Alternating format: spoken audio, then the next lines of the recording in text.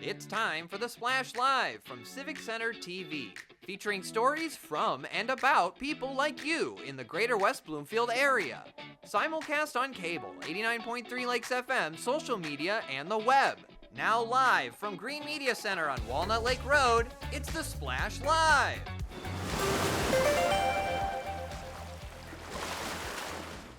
Live, local, social, it's the Splash Live on Civic Center TV and 89.3 Lakes FM. Thank you so much for joining us. I am your host, Kevin McIntosh. With major upgrades underway at West Bloomfield Middle School, it includes a brand new turf football field. I actually had a chance to stop by and look at the new multi-use space to learn why this addition was so important. We had a lot of issues with the old field. The principals would call us quite frequently and tell us about some issues with, divots in the field. There was a lot of weeds on the field, and obviously you don't want to spray a lot of chemicals with kids out here running around. And the other big issue is that, and it's typical with any grass field, is it's difficult to grow the grass because the growing seasons are the fall and the spring, and that's when you have kids out there running around trampling it. So it's really hard to get the grass to grow. And the other issue was ongoing maintenance costs of keeping up a grass field and having to mow it, having to stripe it. There's a lot of costs associated with that. And lastly, it was just the playability. Obviously, we get a lot of rain here in Michigan, so we were not able to use it a lot because of the issues with mud and the water accumulating on the surface. Jamie further discusses the current status and the benefits of the new turf. The contractors are very close to having the field done. They actually put in the 40 tons of crumb rubber last week. They still have to disassemble the bridge that they use to cross over the track and to clean up some of their equipment over there, but they're getting really close to having it done. We did start it a little early. We started on May 13th with the hopes of being able to have it done before fall sports. The wonderful thing is the Shaw Game On is the company that we went with for the turf. They have 15 projects going this summer in southeastern Michigan. Ours was the number one out of the gate. So by being first, we were able to ensure that everything was manufactured and brought out here and put in place. And so they were able to complete the job. We learned about how the West Bloomfield School District incorporated the input of the students for the new field. Before we actually started the field project, we were able to get a few designs out to the students to vote on, and the students picked their favorite field design, so we incorporated that, which was pretty cool to be able to involve them in the project. Another thing that's nice about the Shaw Game On product is that they're able to tuft the color into the carpet fabric, whereas on a normal artificial turf field, every time there's a color change, those two colors have to be sewn together. But they have a patent on it where they're able to stitch actually weave all the colors into the textile, which allows us to do things that you used to not be able to do. So here you can see, obviously, we have our new Lyle the Crocodile border, which just adds a little pizzazz to the project, a little fun, and it ties in with our new branding with the district. And the district expects the field to be fully ready by the start of the school year. If you want the latest in updates, visit the West Bloomfield School District on Facebook at West Bloomfield Schools for more. And the first day of school for the 2025-2026 West Bloomfield School District is Monday, August 25th, 2025. To make back-to-school preparations easier, the district has also prepared an online package for the parents and families to go ahead and download for each student. This must be done before school starts. If you need help with your login or password, contact your school or visit the Power School help page directly on their website, wbsd.org, for more. Stay connected with what's happening in Greater West Bloomfield by signing up for our weekly newsletter, by the way. This is the perfect time for you to sit and do that. If you're watching on Civic Center TV right now, scan that QR code that you see on your screen to head to our sign-up page. Then check your inbox at the end of the week to catch up on everything going on in your hometown. Our team highlights the top stories and best programs each and every week so you don't have to miss a thing. And remember, you can always head to our website to catch all of our stories. That's civiccentertv.com for more. And calling all local food lovers every single Tuesday. Now through September, Civic Center in West Bloomfield turns into a foodie hotspot with Food Truck Tuesdays. And today is Tuesday, so let's enjoy it, from tacos to vegan dishes and fresh brewed coffee. There's a new flavor to discover each and every week. I actually stopped by recently to find out why this midday event is a hit with locals and vendors alike. Well, at first I was just returning books, but then I saw the sign saying that they have food trucks today, so I was like, let me take a look. And then I got me a case of birria, and I looked at the frozen lemonade, so I was interested, so I wanted some. Food Truck Tuesdays launched in May and runs through September, bringing local flavors straight to the Civic Center. Well, today actually we're serving a special item that we did for Juneteenth called the Harriet. And it's with roasted shiitakes. It's got red cabbage, some pickled onions, and cucumbers, and a garlic aioli, and that's been really, really popular. So we're featuring that today. We have tons of items. A lot of the popular ones that we get are the walking tacos, because they're easy on the go. Kids love those.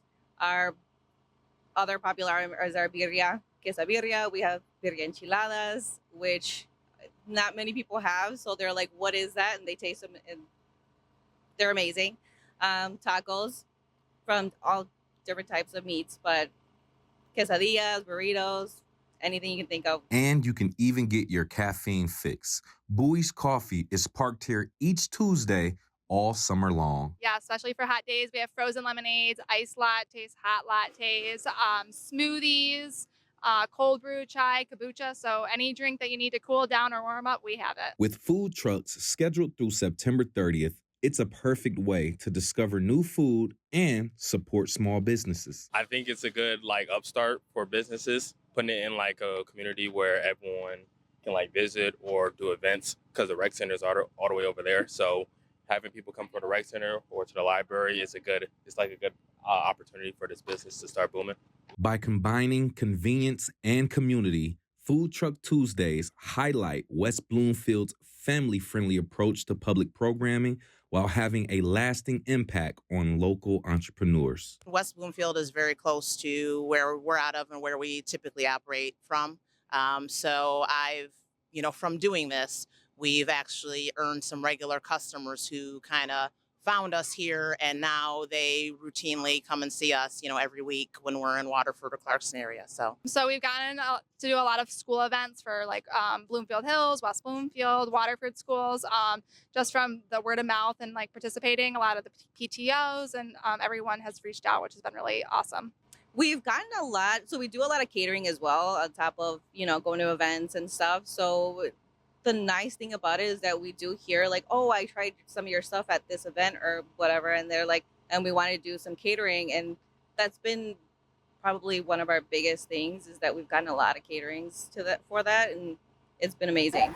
And Food Truck Tuesdays have something for every plate. And they're bringing the community together one bite at a time, by the way. The fun continues every single week through September, so please don't miss it. Going on today until 1:30 p.m. Just in case you are not able to make it today, come out again on Tuesdays. Those smoothies from Bowie, forget about it. Some of the best around. So go ahead and stop by Civic Center in West Bloomfield, located where the West Bloomfield Police, Library, and Recreation Department is located.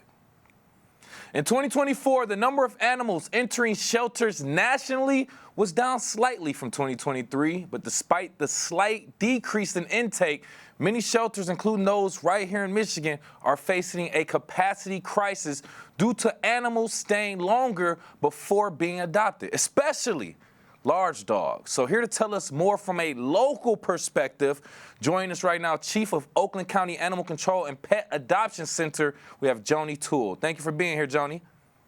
Oh, thank you for having us. Yeah, this is a very interesting subject that we came across here at Civic Center TV, and I immediately reached out to you to get your perspective on it. Now, the article and the story pretty much talks about it on a national level, like I said, but we want to get to the local level as well. But how does the national trends of increased length of stay and the capacity crisis for shelters manifest specifically with the Oakland County Animal Shelter? Well, we've been seeing it since COVID. And after COVID, it got even worse.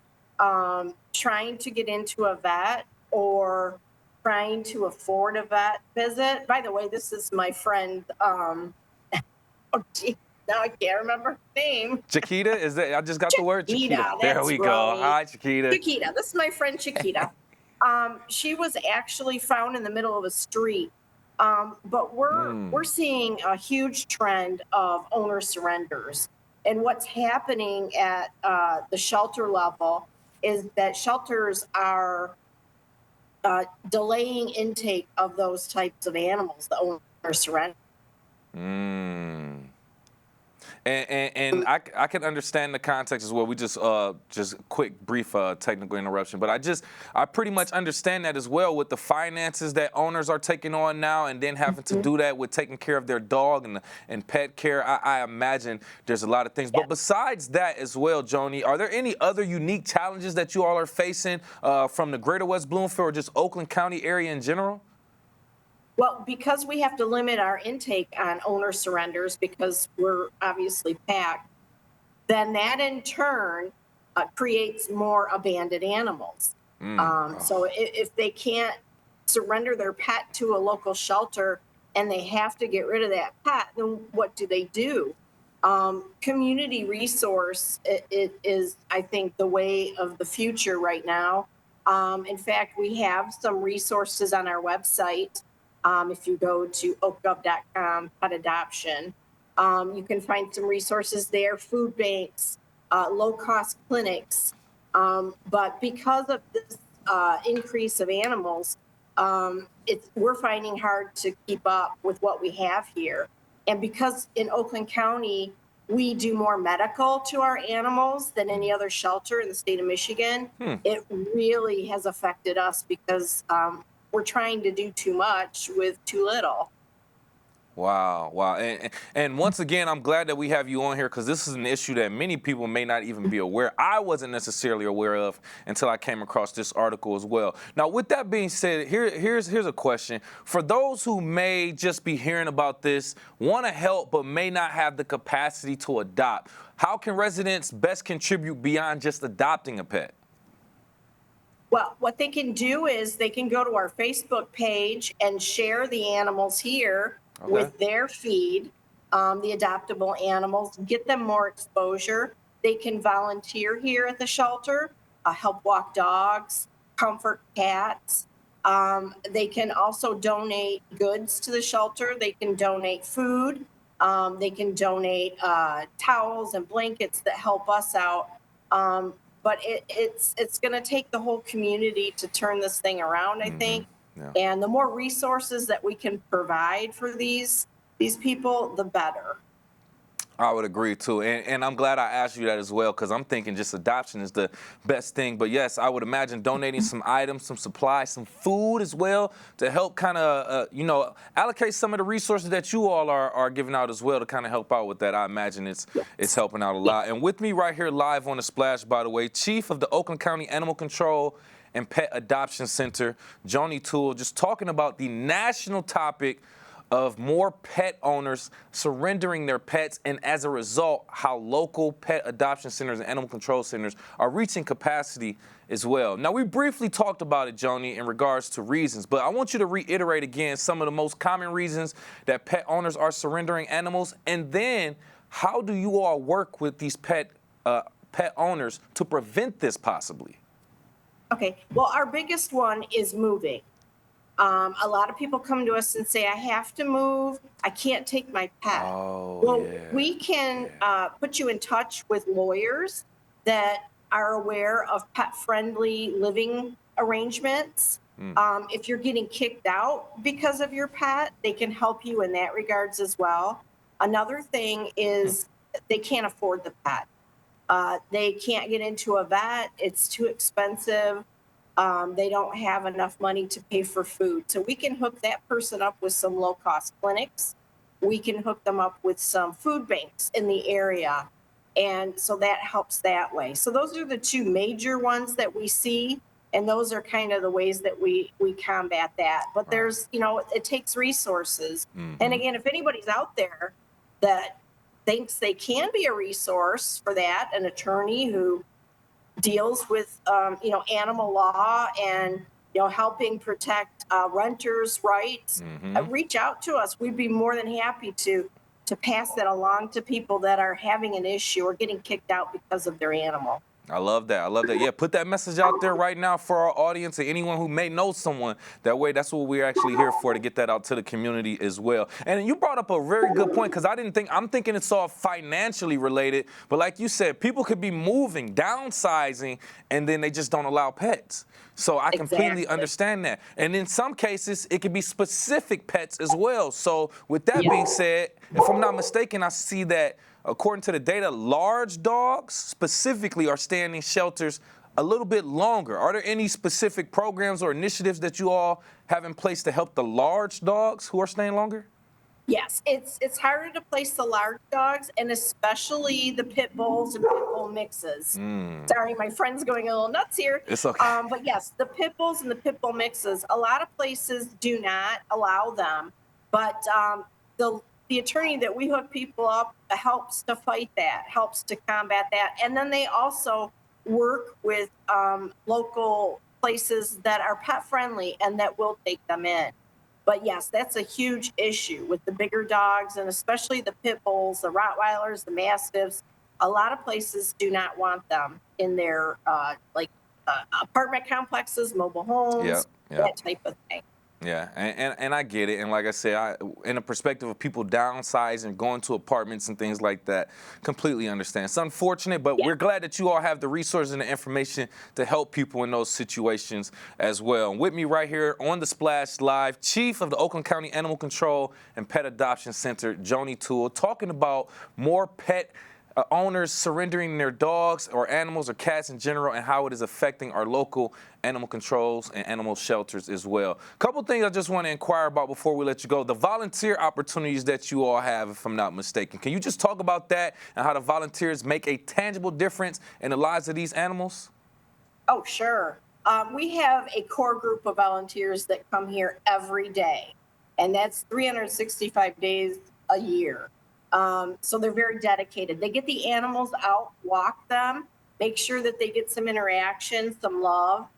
We also have a wonderful core group of cat volunteers that work with the cats to help them calm down, to help them get through this situation that's not so nice until they can find their new home. But I do want to mention one thing that I've always been an advocate of, and that is, if you are looking to get a pet, please do your research. We can stop a lot of this if people would do their research. Good point. Check with their apartment complex, check with their mobile home areas, and see what they allow and what type of breed would fit into your household. That's a number one thing right there. Oh, yeah. No, doing the research on the breed of animal and, different things that, they may require as well. I think that goes a long way. It kind of helps you plan for the future as well. Yeah, I'm glad you explained that as well. It does. So, lastly, any long-term visions for the Oakland County Animal Shelter and its relationship with our local community? Well, I think it's going to be pushed into more of a resource for people. And that's kind of the path that we're going down. In all of our meetings and all of our gatherings, our goals are to help our community. And we see our community right now is really hurting. They're having to give up their pets. They don't have a place to give them up to. So we're going to have to move in that direction if we're going to help our community. I completely understand as well. Lastly, anyone who want to find out more information, want to adopt, volunteer, website, phone number, any information that they can go to? If they can go to our website, it's oakgov.com/pet adoption. Perfect. oakgov.com/pet adoption. oakgov.com/pet adoption. Once again, Chief of Oakland County Animal Control and Pet Adoption Center, Joni Toole, thank you so much for your time.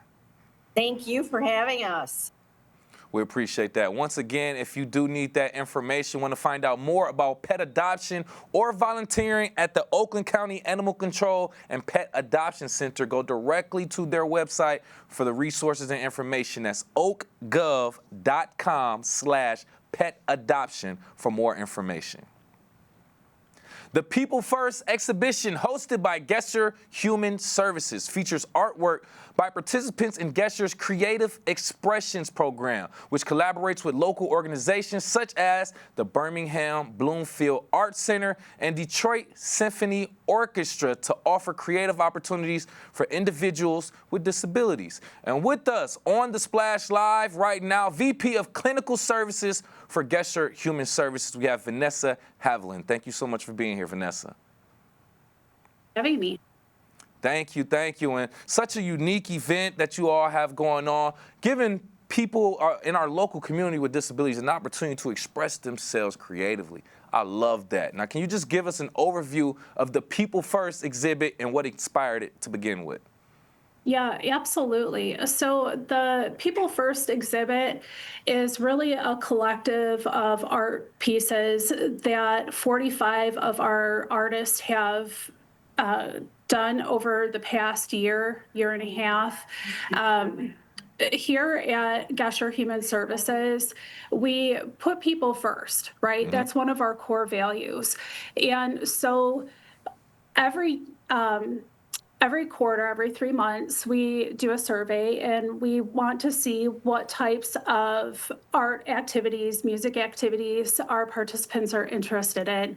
And then we go out into the community and we find artists and we find musicians who will help expose our participants to their interest. So the Detroit Symphony Orchestra has been very instrumental in the development of musical talents for our participants, as well as the BBAC. They've done a lot of programming for us, allowed our participants to explore paint as well as clay tile making and glazing. So it's just been a really wonderful experience for the people that we serve, to have their voices heard and to have their needs met through our art program. Well said, and it just lets them know that they are not forgotten as well. They are just as important, and we want to hear and see everything that they want to express as well. And with that being said, let's get into the actual information of it. Can you give out the exhibition dates, reception information for people who want to find out more or know about what's going on? Yeah, absolutely. So our People First exhibit is coming to the Janice Chiric Gallery, which is located at the J in West Bloomfield, and that's from August 17th through September 17th. We do have an opening reception that is scheduled on August 17th from 1 until 4 p.m. And then we also have a Gesture Awards night that's going to be held September 11th at 5:30 p.m. at the gallery. Perfect, perfect. All right, so we got that information of who, what, where, when. Now I want to get back into this actual program, right? Gesture's Creative Expressions program. Tell me a little bit more about what's the actual mission behind this program and how is it reflected in this exhibit? Yeah, so People First is really about making sure that our participants have a way to let their voices be heard, right? And so a lot of times it's about sitting back and listening to the needs of individuals and also being able to experience the world from their viewpoint. And so with the Creative Expressions program, again, we're working with different artists. We're exploring different media. So you'll see things such as AI integrated art. You'll see some stop animation films that were created, again, with artwork from our participants from all different levels. Wow. Okay. We're talking about digital art as well then, correct? Okay. Oh, absolutely. Okay, I'm thinking just paint. I'm thinking sculptures. We really getting creative here. I like that. I like that. So we have different people who have different ways to express themselves through different channels of art. Let's get into how some of the participating artists were selected. What kind of support did they receive as well? Yeah, so we do have some individuals who have been working on building their skill set over the last couple of years. And we did receive some funding from the Jewish Fund Teen Board, as well as from the Applebaum Family Philanthropy.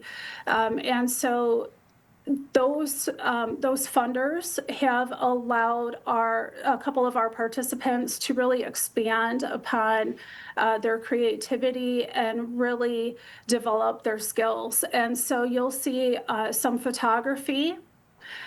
You'll see individual who has written a book, right? So we'll have the information for the book there, as well as some individual painters. So it's going to be really nice combination between group art as well as the individual artists. Ooh, that's nice. I love to just soak in art. I love that we all have different perspectives by looking at the same thing. That's just life in general, and it's all reflected through art. I love that type of stuff. I'm actually here for it. With me right here, by the way, on the Splash Live, VP of Clinical Services for Gesher Human Services, Vanessa Haviland, talking about the upcoming People First exhibition art exhibit that'll be August 17th through September 17th at the Janice Chair Gallery as well, just supporting our local residents with different mental and physical disabilities as well. With that being said, how do you feel like this exhibit actually challenges the public perception about artists with those mental and physical challenges? A lot of times, I think the public forgets that individuals with intellectual disabilities and individuals with severe and persistent mental illness are really our friends. They're our family. They are our neighbors. And I think that this exhibit allows our community to really understand that individuals with diagnosis are part of our community.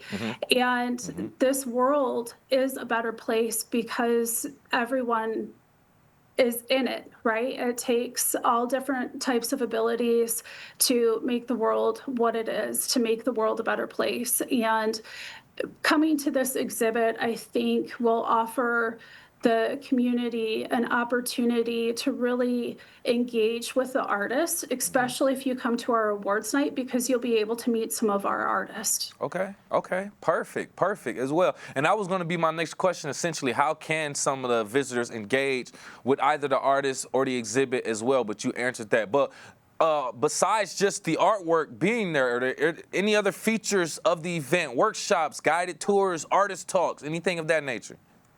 So the gallery is typically open from 1 to 4 p.m.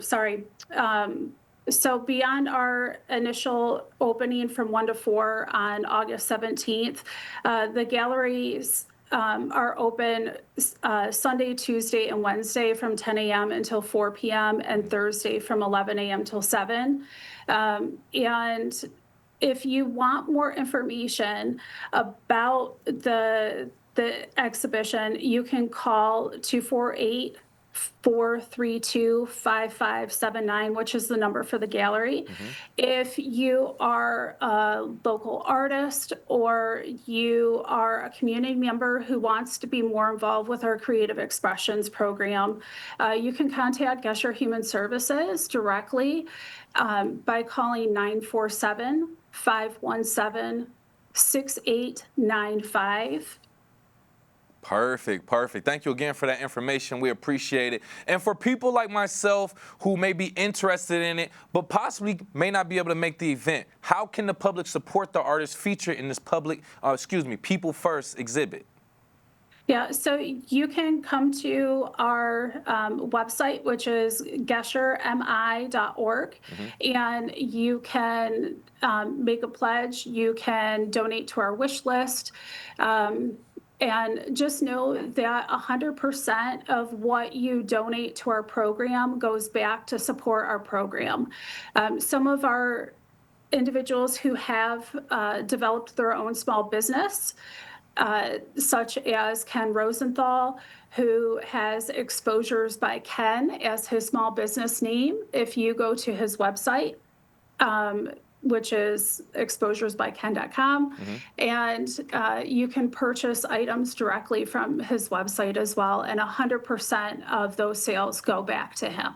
Perfect. Nice, nice. And while we have you, lastly, Vanessa, if you don't mind, the when, where, and why people should attend the event as well before we let you go.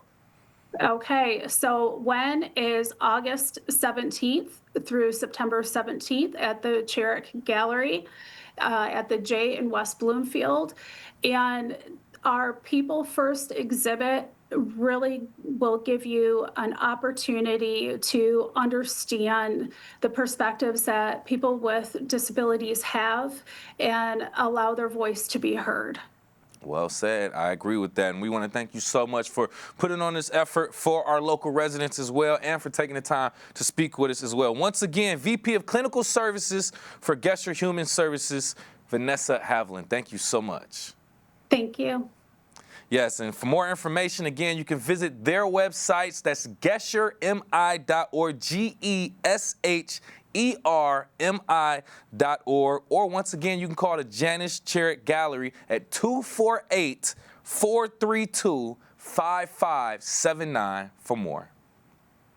Consumers Energy emphasizes its dedication to providing 24/7 reliable energy at affordable rates, serving continuously with both gas and electric services. Recently, we spoke with Tori Rombach, Energy Assistant Manager for Consumers Energy, to give us more details on how we can save and take advantage.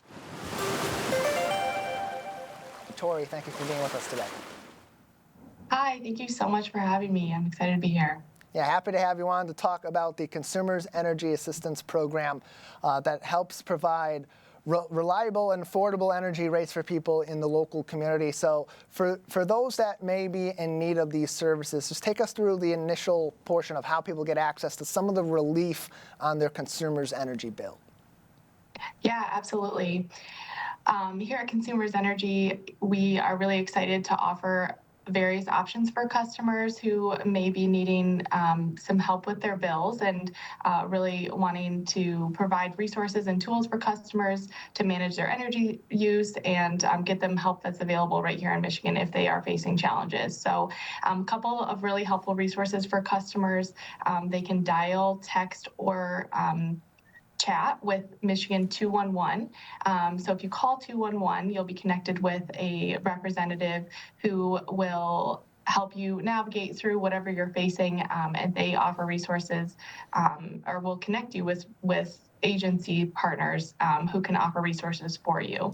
Another option, if you're interested in applying for the State Emergency Relief Program, you can go right to their website and apply. So their website is newmybridges.michigan.gov. That's newmybridges.michigan.gov, and apply there, see if you qualify, and then you would receive a payment rate to your bill. And this can be a significant amount of money that helps people out in the community, providing up to $500 in support per utility service. And so from the consumer's energy standpoint, what other work besides this sort of program does this particular utility have in place to help people throughout the year that, look, sometimes it's because of the summer season, you're running your air conditioning more and that hikes your bill a little bit. Sometimes people just end up in some financial strain throughout the year. So how does Consumers Energy work with its customer base throughout the calendar year to help them when times can get a little bit tough financially? Yeah, that's a great question, and I'm sure a lot of people are wondering the same thing. So we, like I mentioned, are committed to helping customers and helping them navigate through any challenges that they're facing. We offer various programs for customers, including flex pay for your bills. You can choose your own due date. We offer different resources for customers to reduce their energy usage through a free home energy analysis, where a tech can come right to your home for free, analyze your home energy, and give you some different options and ideas for how you can cut back on your day-to-day usage and bills with different resources, smart thermostats, and things like that. So lots of options. If you're curious about those different options, you can visit our website, consumersenergy.com/assistance, to find out more. And for so many of our local utilities, whether it's, in your case, Consumers Energy with electricity or with gas or with other resources from our local communities like water and sewer services, so much of the focus in recent years has been on making the infrastructure better so it makes the billing more affordable for customers. What's Consumers been doing in recent years to help bridge those gaps from the infrastructure standpoint that ultimately does trickle back down to the local customers? Absolutely. There's, like I said, lots of partnership going on with different companies that are helping to upgrade customers' homes. So we're always looking for different opportunities where we can jump in and partner with different groups and provide resources and braid funding with customers with the programs that we offer and help support customers in the best way that we can. And all this can be found on their website as well, consumersenergy.com. You can also find some very helpful tools on consumersenergy.com/offers. You mentioned earlier on some of the ways people can get some of the assistance through the State Emergency Relief Fund, but there's also some other more personalized offerings too that can be found on your offers page, including a new customer tool. It's an online platform called My Personalized Offerings. Tori, how may this help customers as they take a look at their bill, they take a look at what they're getting from Consumers Energy, and maybe be able to tweak things around a little bit? There are so many options that customers have to help in challenging times, and I think that can be really overwhelming for customers. So I'm really excited that our company dedicated time and put together this new tool for customers where you can actually log in and put in some information about your income or your personal situation, and the tool will suggest options that are best for you that you would qualify for, that would make sense for your personal situation at home. So really excited, want to encourage customers to go ahead and check that out and see what makes sense for them and their home to help reduce their bill cost. Access to the state emergency relief dollars recently became underway. You can find more information in a couple of different places. For West Bloomfield residents, there is a page dedicated to this on wbtownship.org. You can also go to Consumers Energy's website on consumersenergy.com for more information as well. There are some guidelines. It's one-time federal funding for those applying whose household income is 150% of the federal poverty level or below. So there are certain qualifications, but all of this can be found either through the link at wbtownship.org or on consumersenergy.com. Tori Rombach is with us on the Splash Live today, Energy Assistant Manager with Consumers Energy. Tori, before we let you go, what any other information that you have on how people can access these resources or get in contact with Consumers Energy if they have any more questions or are in need of some assistance? Yeah, thank you. We would love to hear from our customers. Like I mentioned before, our website is a great resource for customers, consumersenergy.com/assistance. Key thing I'd like to point out is that these funds don't last forever. So, if you are starting to experience challenges and you recognize down the road you may need some help with your bill, we really want you to reach out now. So call 211, see what resources make sense for you. And of course, visit our website to see if you can find additional resources through the My Personalized Offerings tool. That website, of course, consumersenergy.com/assistance. You can also find a link to that website on wbtownship.org. Tori, thank you so much for your time. Thank you for having me. That's right, and you can get more information on the resources provided by Consumers Energy directly on their website, cmsenergy.com. The letter C, cmsenergy.com. Despite common beliefs, suicide rates in the U.S. are actually lowest during the winter and holiday season.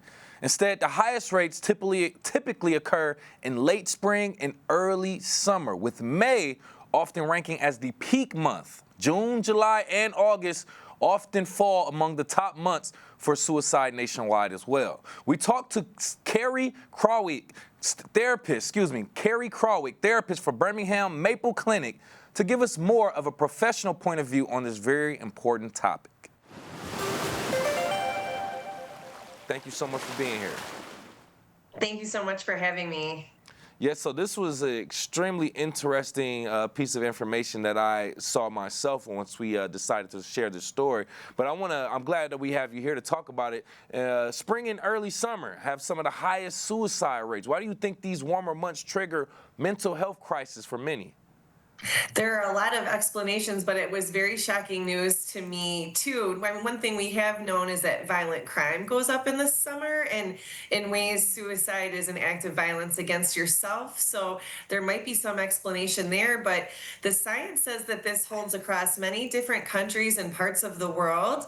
And the explanations aren't totally known, but they're looking at some biological explanations, like perhaps the temperature increases, changes in the body, changes in our neurotransmitters that might cause depression to peak. Even allergens and seasonal allergies may cause inflammation in the body, which we know inflammation can impact depression, anxiety, impulsivity. Of course, in the summer and the lighter days, we feel more energy. We may be out more and up more and using more energy. Even certain occupations, farming, for example, is going to be peak busyness in the summer.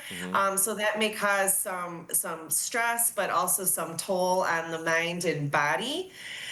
Comparing ourselves to other people, or even comparing ourselves to how we think we should be feeling. Yep. If we say, oh my gosh, summer, we should be happy in the summer, it's finally spring, we should be happy, and we're not, then that difference between where we think we should be and where we actually are makes us actually feel worse.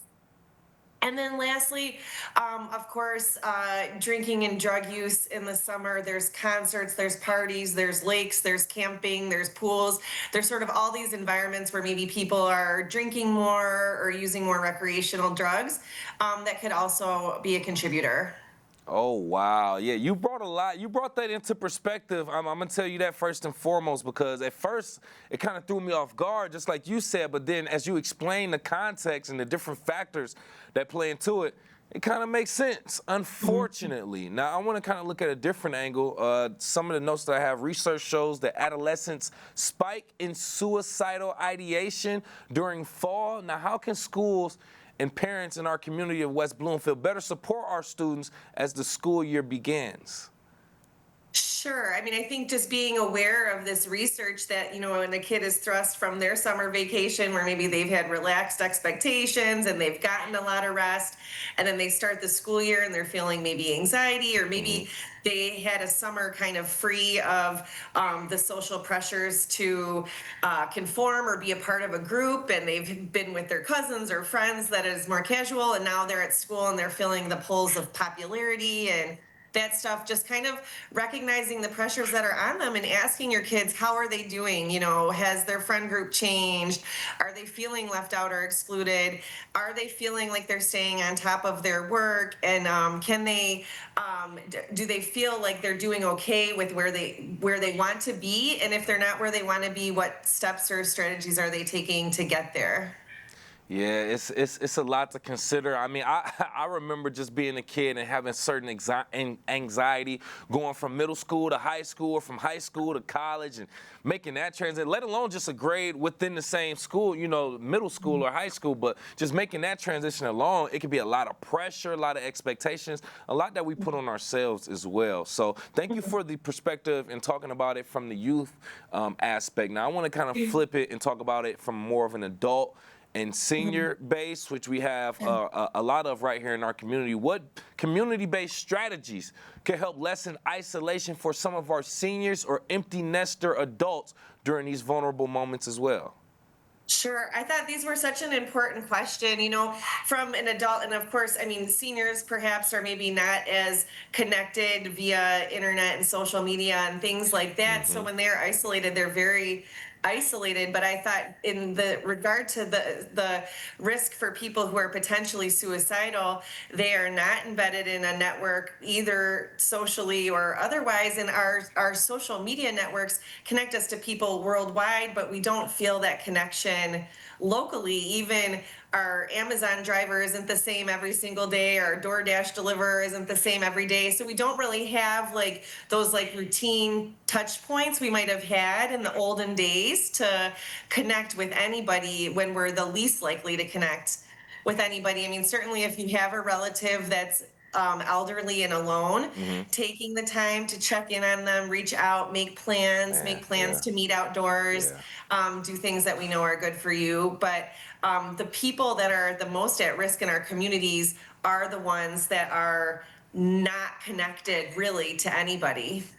Yeah, yeah, and then just like you said before, just to start it off, they're not even really that connected with social media or technology. So that's a way for a lot of the younger adults or younger people to kind of connect with other people that are outside, even if they're not around them physically. They use social media, but our older adults don't necessarily have that connection. So that's a whole nother level as well. And with me right here live on the Splash, by the way, therapist from Birmingham Maple Clinic. We have Carrie Craywick just talking about how suicidal rates usually spike during the spring and early summer months and how we can actually combat that as well. Now, from your expertise, how do you feel like, or how can local employers, health providers, or even some of these park partners right here in our community work together to enhance the mental health safety net during these summer months? Sure, I definitely think just being informed of the signs and symptoms, recognizing if someone's, oversleeping, overeating, or undersleeping, or undereating, if they're, seem to be intoxicated at work, or if, you're noticing any changes in their activity level, all of those things would be signs. And I mean, like, ultimately, I always inform people, if you have the thought that somebody could be suicidal, certainly ask them outright, are you feeling suicidal? Like, are you feeling okay? Are you feeling safe? And if they say, like, if you're at risk of hurting yourself, be confident to ask, have you thought about what you would do to hurt yourself? Do you have a plan? And if they have a plan, ask them if they intend to act on it. If they're answering yes to these questions, this is a person in very high risk. Right. But the biggest way to be helpful to them is to ask them. Often getting that information out can relieve the situation, just knowing someone cares enough. But then certainly taking the steps to say, let's call 911 and have you evaluated, or let's call this crisis hotline and together and see if we can get you the resources you need. But it really just starts with asking those bold questions directly. 100%. And, hopefully you have a connection with someone that, you feel comfortable asking, and they feel comfortable enough answering as well. So that's a situation that we're talking about in most cases as well. Now, I want to get to a situation you were talking about with the energy increase and dealing with that. For someone who isn't experiencing this increased energy during these warmer months, how can your clinic personally actually help channel that energy into something positive? I think something that's so interesting, right, especially like we said, summer is a time where maybe we feel more agitated, but the truth is that excitement, agitation, and anxiety are very closely related in our body. They all kind of feel the same. We get a little kind of jolted up.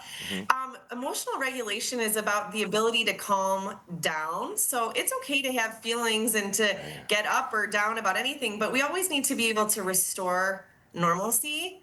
And so therapists are great. Talk therapy and talking to someone is great for helping to restore a normal mood. Certainly other activities like journaling or, taking walks outdoors, deep breathing exercises, and therapists can really look at a person's life and say, wow, these are really the skills that you have available to you. And let's see if we can use them or apply them when your mood is changing in a way that's unpleasant and unchecked. Okay. I love the information and how you're providing context. And we don't have too much more time right here, but just to kind of pick your brain, anything that you've personally been seeing as far as trends in Greater West Bloomfield, or is there anything that we should all look out for in regards to signs to our neighbors and family members right here in Greater West Bloomfield that they may be looking for some type of help?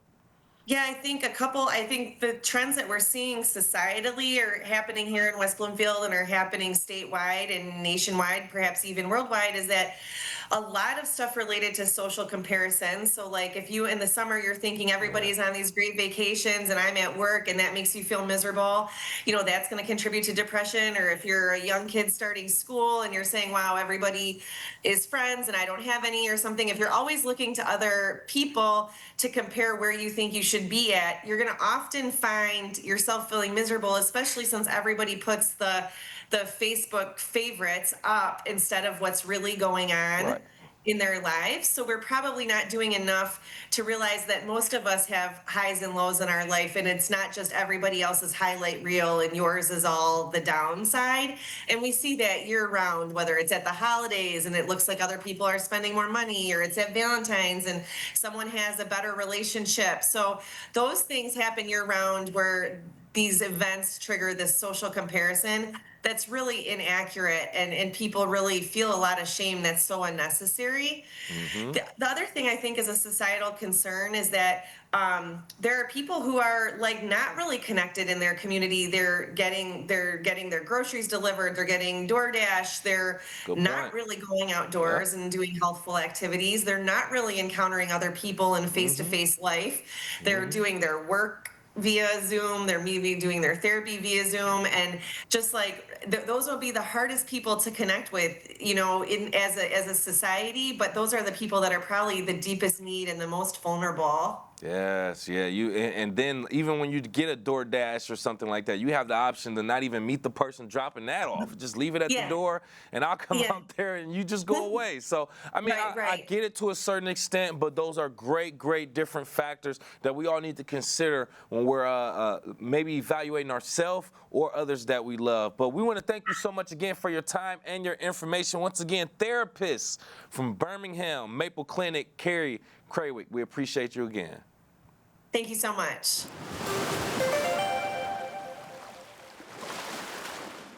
And we speak with many local healthcare professionals who provide great information on other essential subjects. To check out our other interviews about health, go to civiccentertv.com and click on the On Demand tab for more.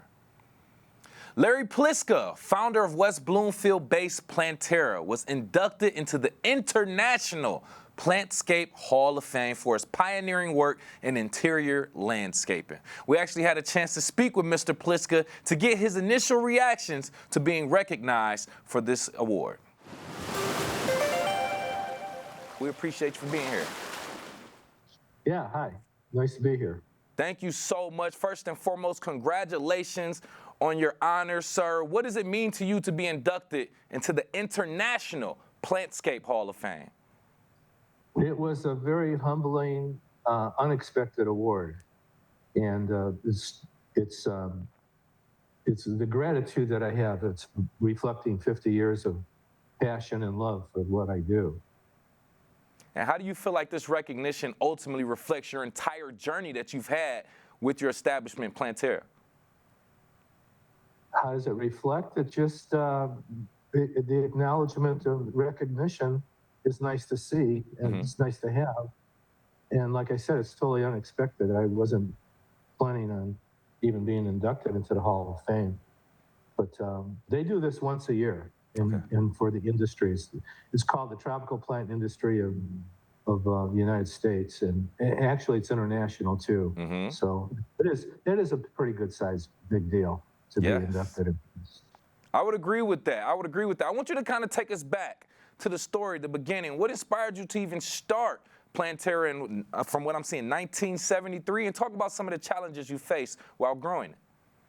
Well, I was a draftsman working for the auto company, drawing cars when I was a young guy, and when I graduated from school. And the technology called the CAD system took my job away, so I was no longer a draftsman. So I took a trip to the tropics, and I fell in love with plants. And that started my career. And the challenges weren't immediately recognized. because the beauty of the plants, they sold themselves. But I certainly found out and realized how important it was to listen to my customers, to provide good service to them, the best service that I could do. Well said. Well said. And that just speaks to, how you were recognized for your work and your passion and how you adjusted, shifted your careers. That could have been a downfall for a lot of people, but you chose to take another direction based on your interests, and you just organically flowed to this, and that's a beautiful thing. I want you to just briefly speak on how West Bloomfield has influenced the growth and success of Plantera over the years. Well, West Bloomfield has always been a great growth community. And the location that we are in right now was previously called Walled Lake. The original greenhouses and farm was built by the Johnson family in the 1940s. And I purchased the property back in the 1980s. And the place, this environment has good positive energy and good vibes. And so that's how my company grew once we got established. Yes, essentially the support from the local community. You also putting your love and your passion out there for people to gravitate towards it and also be interested in it, and to also, hire you for your services as well in their homes, in their business. Speaks volumes. With us right here live on The Splash, owner of Plantera West Bloomfield, Larry Pliska, talking about being inducted into the International Plantscape Hall of Fame. Now, I don't want to hold you up too much longer, sir, but I do want to speak on this. Plantera is now a family-run business. What does it mean to you to see your sons continuing your legacy? Well, first of all, I'm very proud of both of my sons, Shane and Zach. They're running the family business, and they're doing a great job.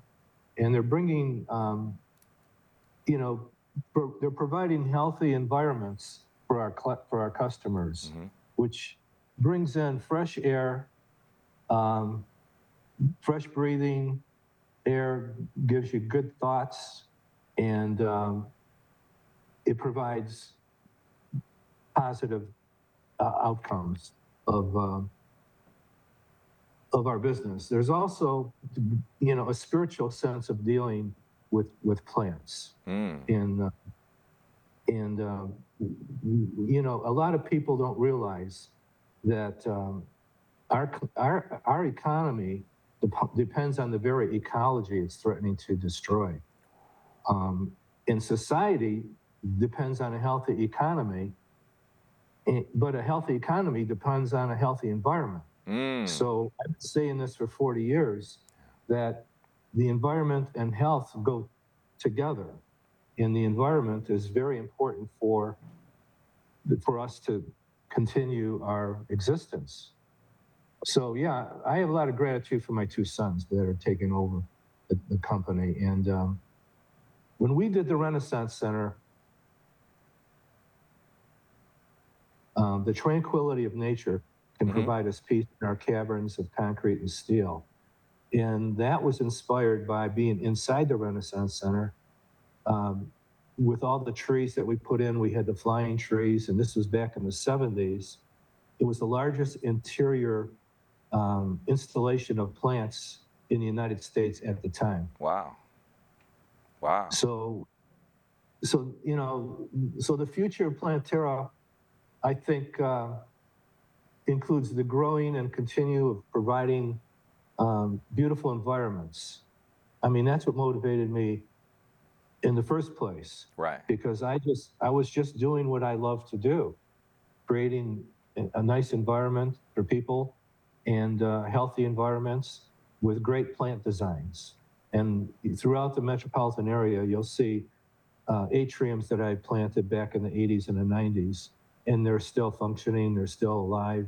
We service them all.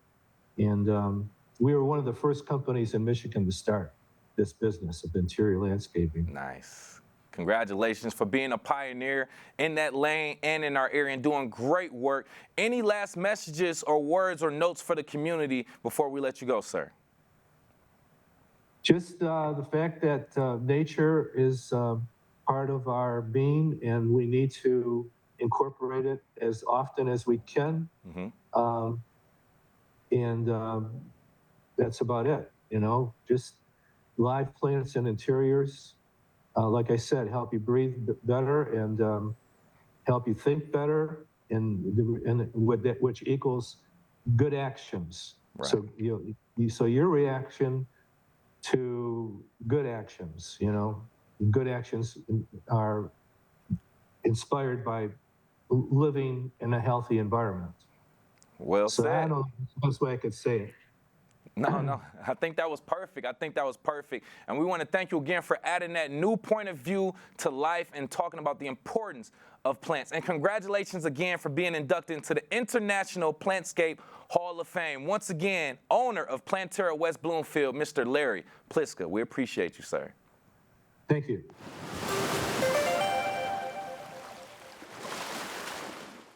And keep up with Civic Center TV on all digital platforms. On Facebook at Civic Center TV 15, YouTube, Instagram, and X, formerly known as Twitter, at Civic Center TV. And you can catch up with all of our latest stories, including the one we did inside Plantera Conservatory, on our website, civiccentertv.com. My name is Kevin McIntosh. Appreciate you for watching and listening. We are live, local, social. It's The Splash Live on Civic Center TV and 89.3 Lakes FM.